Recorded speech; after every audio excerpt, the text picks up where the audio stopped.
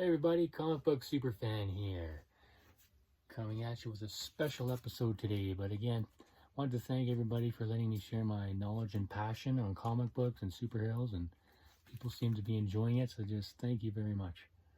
Today, it's about Panther, Lightning, and Cage. Let's get started. First appearance of Black Panther, T'Challa, 1966. This is a reprint, Fantastic Four 52.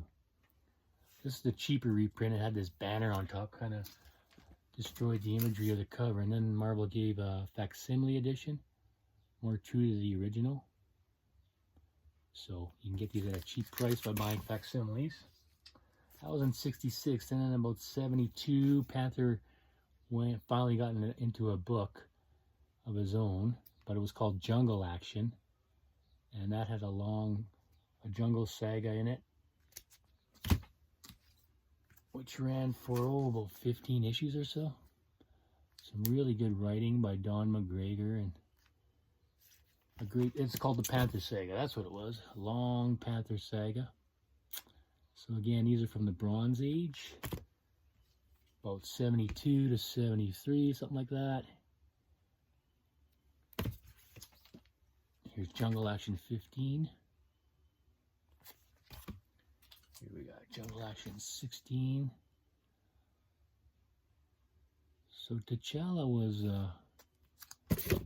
pretty much the first Marvel mainstream black superhero in 1966. He was making guest appearances in a lot of magazines. That's Killmonger. You've seen the movies, you know who Killmonger is. Here's a great cover. Talk about risky at the time. Whoa, Panther being hung on a cross.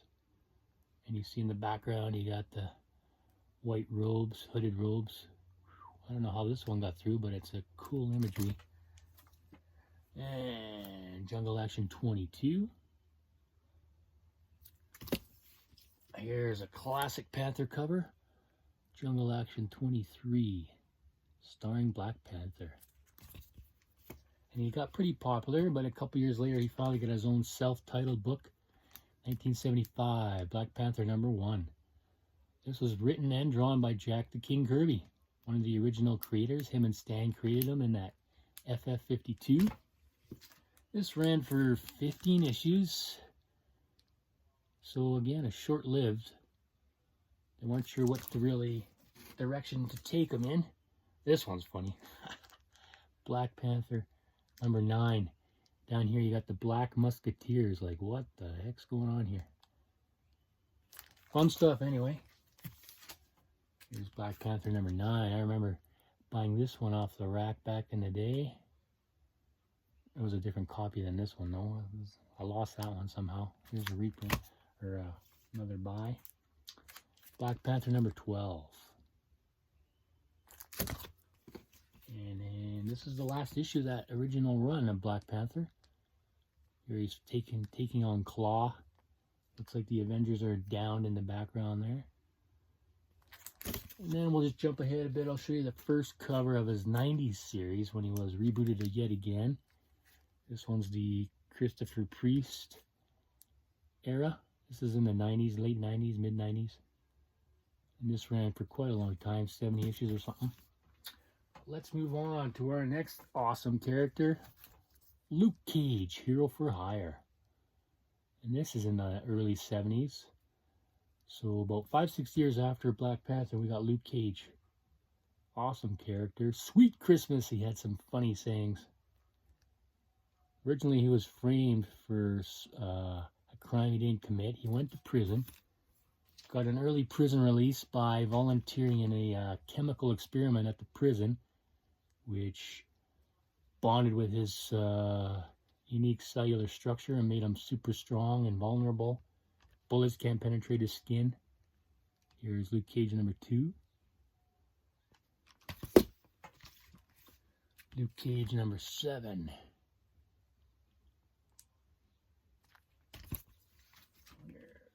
He fought some really funny villains. Really unique ones. Some of them you don't see very often. They didn't really take off. But nonetheless, some really good stories. I'm really getting into these right now. They're just some fun stuff. Chemistro. That's the villain in that one. Here's one I just picked up. Lion Fang. Hey, great name for that guy. And this series ran, here's a classic one, classic cover, Billy Graham art. This series ran for, this is number 15, and it ran for a long time, 125 issues. But there was some big changes close to halfway through, which we'll get to here. And here's this villain, Cottonmouth. Classic. Not quite the Spider-Man Rogues Gallery, but fun just the same. And here's Power Man versus Power Man. See, he was called Luke Cage Power Man. But that was an original Power Man and Avengers villain. So they duked it out here. Great John Romita Sr. cover. Here's number 23. Again, awesome imagery there. Luke Cage, number 30.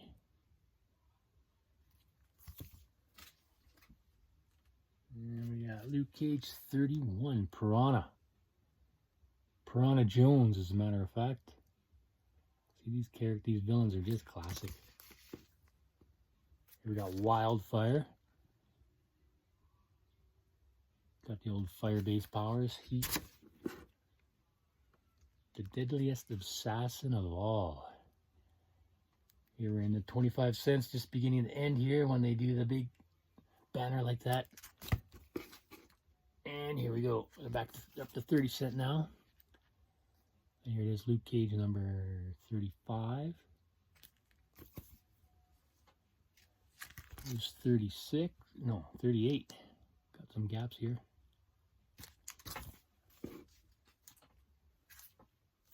Luke Cage 41. And One Strikes the Gold Bug, number 42. Here's A Man Called Mace, number 43. Just love these covers. I was rocking some crazy villains. There's a pretty classic pose here, number 44. This is Invulnerable Skin, deflecting the bullets or gun, laser, whatever that is. Here's a great Jim Starlin cover, number 45. Jim Starlin, creator of Thanos. That's the artist on this book. Cover, anyway. And then we got Zax. Zax, this villain fought Hulk.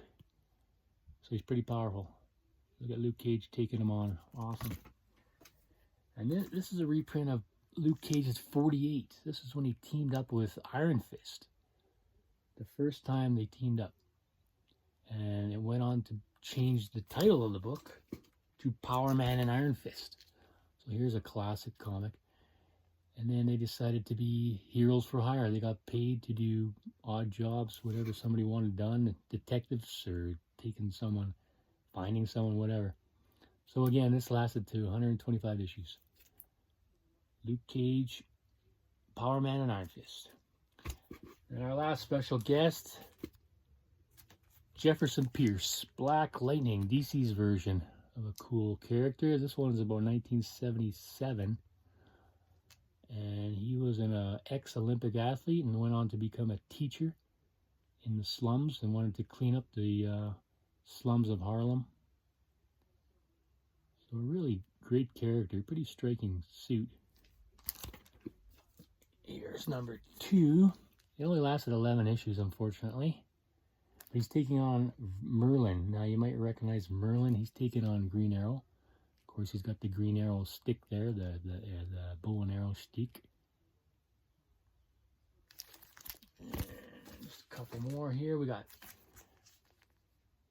This one's cool. Look, Black Lightning is kind of roughhousing Jimmy Olsen. You know what's going to happen then. The man in blue with the big red boots, Soups, is there. This is a cool two-parter.